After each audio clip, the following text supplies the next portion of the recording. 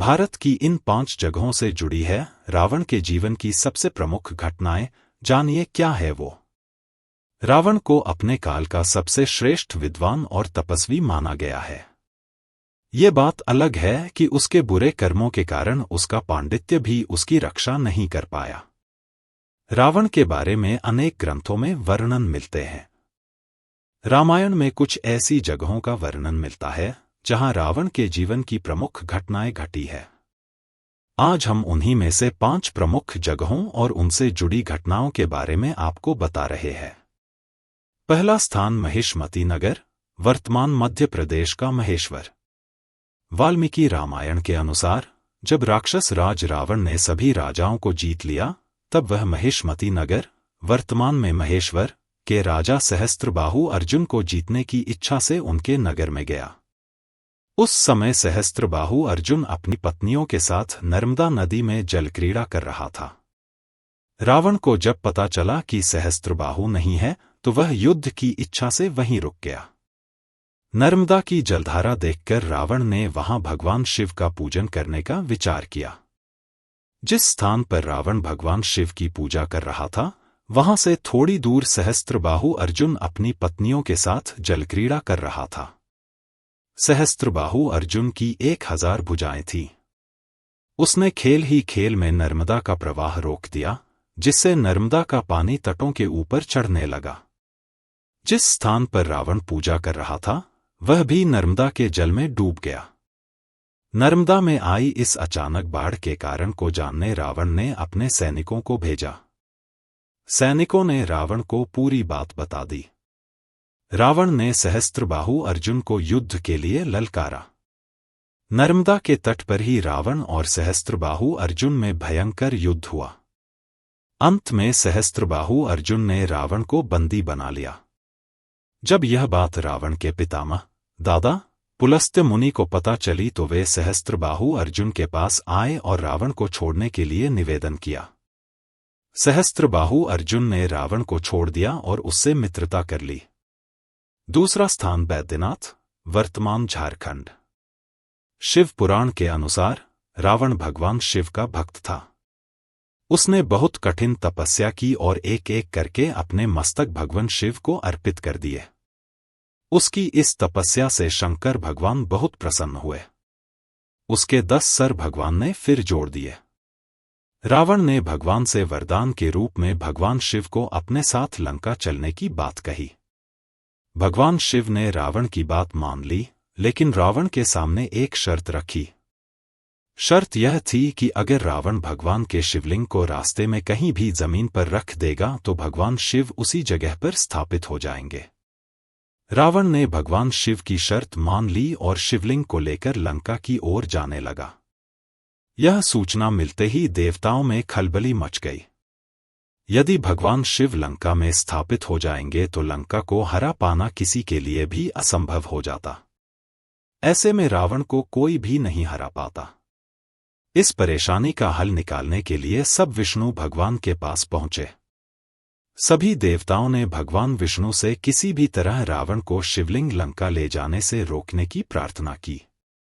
देवताओं की प्रार्थना पर विष्णु भगवान एक ब्राह्मण का वेश धारण करके धरती पर चले आए। साथ ही वरुण देव ने रावण के पेट में प्रवेश किया।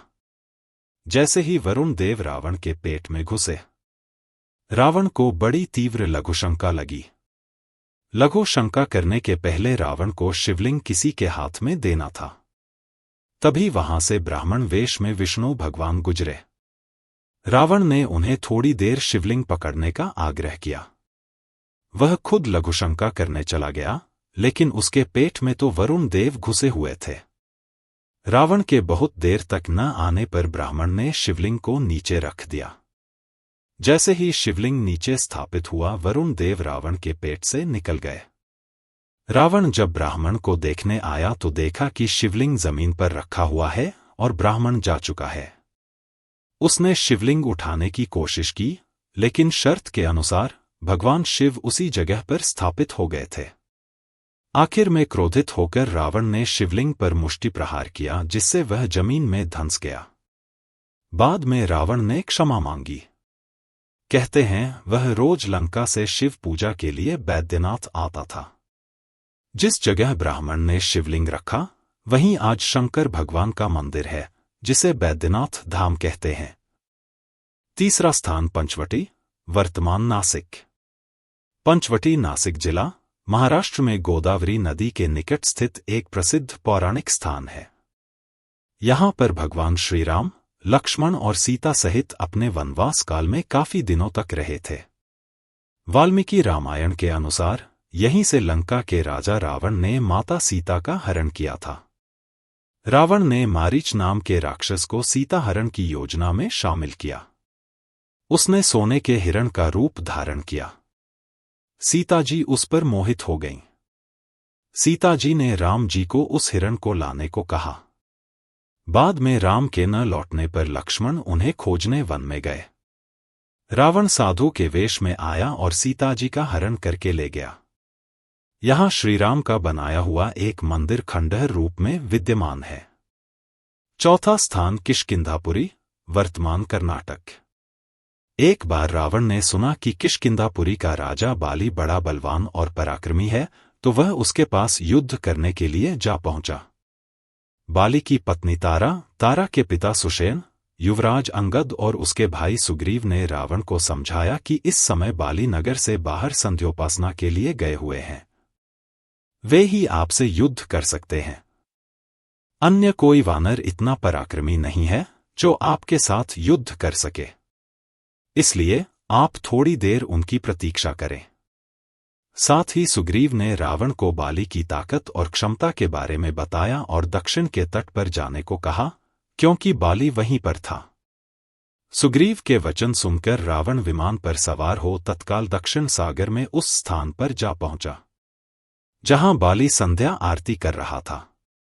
उसने सोचा कि मैं चुपचाप बाली पर आक्रमण कर दूंगा।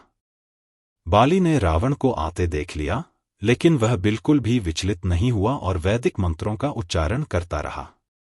जैसे ही उसे पकड़ने के लिए रावण ने पीछे से हाथ बढ़ाया, बाली ने उसे पकड़कर अपनी कांख में दबा लिया और आकाश में उड़ चला।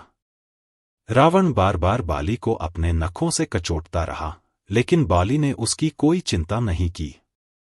तब उसे छुड़ाने के लिए रावण के मंत्री और सिपाही उसके पीछे शोर मचाते हुए दौड़े, लेकिन वे बाली के पास तक न पहुंच सके।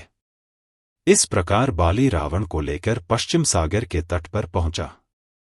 वहां उसने संध्योपासना पूरी की। फिर वह दशानन को लिए हुए किष्किंधापुरी लौटा। अपने उपवन में एक आसन पर बैठकर उसने रावण को अपनी कांख से निकालकर पूछा कि अब कहिए आप कौन हैं और किस लिए आए हैं। रावण ने उत्तर दिया कि मैं लंका का राजा रावण हूं और आपके साथ युद्ध करने के लिए आया था। मैंने आपका अद्भुत बल देख लिया।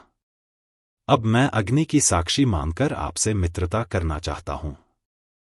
फिर दोनों ने अग्नि की साक्षी मानकर एक दूसरे से मित्रता कर ली। पांचवा स्थान कैलाश मानसरोवर, वर्तमान चीन। कहा जाता है कि एक बार रावण ने घोर तपस्या करने के बाद कैलाश पर्वत ही उठा लिया था। वह पूरे पर्वत को ही लंका लेकर जाना चाहता था। उस समय शिवजी ने अपने अंगूठे से पर्वत को दबाया तो कैलाश फिर जहां था वहीं अवस्थित हो गया। शिव के अनन्य भक्त रावण का हाथ दब गया। तब वह अपनी भूल के लिए भगवान शिव से माफी मांगने लगा और उनकी स्तुति करने लगा। वही स्तुति आगे चलकर शिव तांडव स्रोत कहलाई। कैलाश मानसरोवर पर रावण के कई वर्षों तक तप करने का वर्णन भी ग्रंथों में मिलता है।